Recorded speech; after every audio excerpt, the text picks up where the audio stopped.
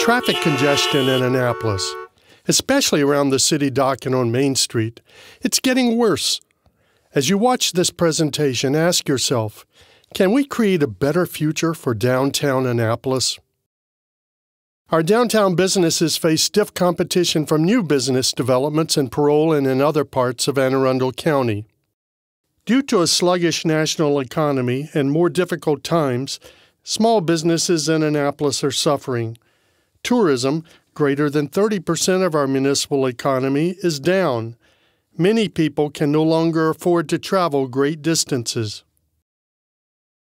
Visitors and residents that do attempt to drive to downtown Annapolis have a very difficult time finding parking. Many become so frustrated that they simply don't return. And our current, not-so-good, underfunded transportation system doesn't provide the frequent services we really need for the downtown area.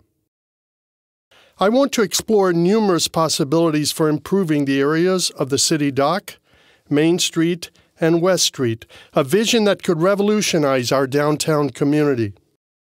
First, we're going to be taking a look at the proposed National Sailing Hall of Fame and the end of Prince George Street.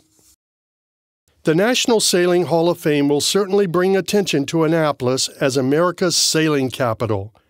Dedicated to preserving the history of the sport of sailing, it will attract thousands of visitors annually to the city dock area. It will demonstrate the impact of sailing on our culture. It will honor those who've made outstanding contributions to the sport of sailing. It will inspire and encourage sailing development and provide an international landmark for sailing enthusiasts. It will provide also added incentive for people to visit downtown Annapolis. However, standing alone, it's still not enough. And that brings us to the Naval Academy Visitors Center. What if the Naval Academy security wall, which comes down Prince George Street, could be moved back, allowing tourists visiting the city dock and the National Sailing Hall of Fame to enter the Visitors Center and the adjacent waterfront area without passing through security. At the Academy Visitors Center, tourists and guests could watch films about the Naval Academy, listen to lectures, or make purchases in the Academy gift shop. If they wanted to sign up for a group tour of the Academy, a guide could accompany the group as it left the Visitors Center.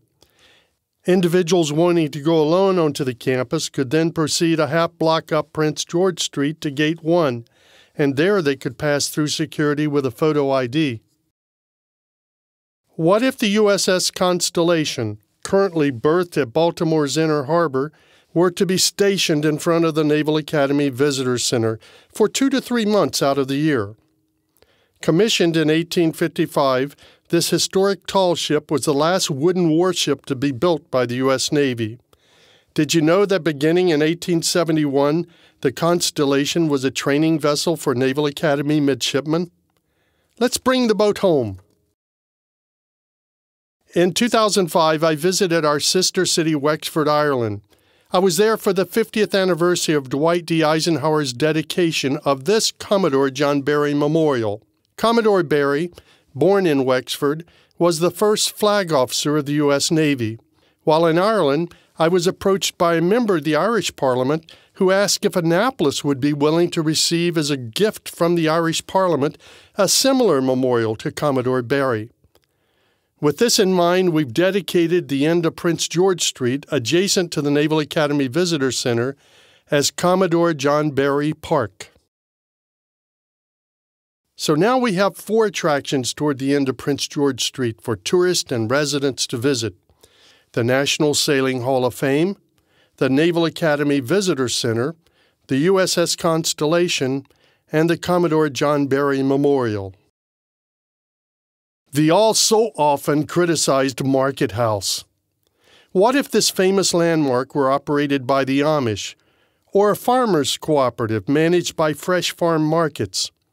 It would provide fresh produce, meats, poultry, seafood, and dairy products.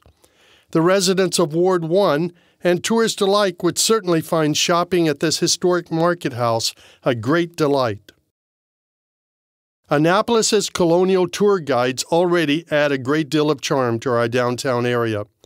But what if this program were expanded to provide regularly scheduled events featuring a marching fife and drum corps, or a reenactment of a significant historic event on stage at Susan Campbell Park?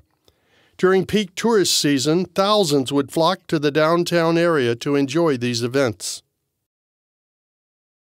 What if our current water taxi service could be expanded to provide services to businesses and communities across the Severn River, to Back Creek, maybe up Spa Creek, and to the Chesapeake Harbor condominium development?